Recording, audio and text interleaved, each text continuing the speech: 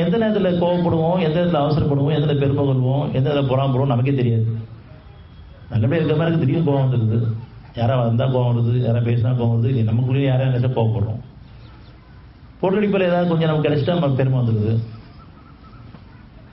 யார்கிட்டயுமே எனக்கு பெருமை இல்லை, நான் யாரை பற்றி புறாமப்படுறதில்லை, நான் அவசரப்படுறதில்லை, நான் கோவப்படுறதில்லை,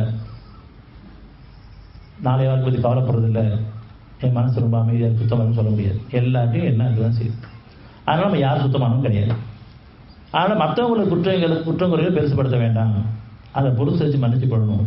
நீங்கள் யாரை குற்றவாளி ஆக்குறீங்களோ அந்த குற்றங்கள் நம்மகிட்ட இருக்கிற நிலையில் நம்ம அதை உணராமல், அதை ஒத்துக்காமல், ஒப்படைக்காமல் அவங்களுக்கு பெரும் குற்றவாளியாகி அதை மற்றவங்கள்ட்ட பரப்பிட்டு இருக்கோம். நம்முடைய கேடான வாழ்க்கை இது ஒரு காரணமாக இருக்கும்.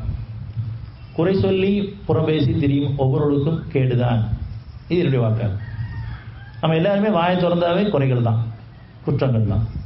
நல்ல பேச்சை பேசுறதில்லை, சமாதானப்படுத்த பேசுறது கிடையாது. நியாயமான பேச்சாகவும் சமாதானப்படுத்த பேச்சாகவும் அது நன்மையான பேச்சாகவும் இதை பேச சொல்லும் பொழுது, மென்மையாகவும் பேச சொல்லும் பொழுது, அது உண்மையாக இருக்கும் பொழுது மனசு ஏற்றுதாமா, நியாயமாக பேசணும், மென்மையாக பேசணும், சமாதானம் பேசணும். ஆனால் நம்ம பேசுகிற பேச்சு அப்படி இருக்குதான்னு பார்த்தா ஒவ்வொரு நாளும் பேச்சுக்கள் எவ்வளோ கெடுதல்.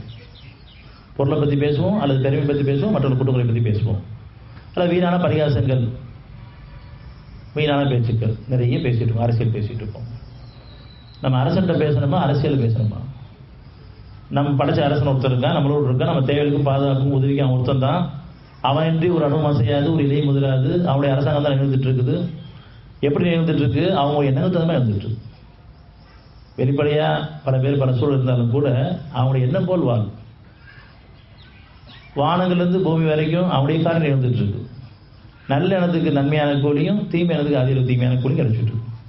இதில் யார் உணர்றாங்களோ, தவற ஒத்துக்கிறாங்களோ, ஒப்படைக்கிறாங்களோ அவங்களுக்காக மாற்றி அமைக்கப்படுது.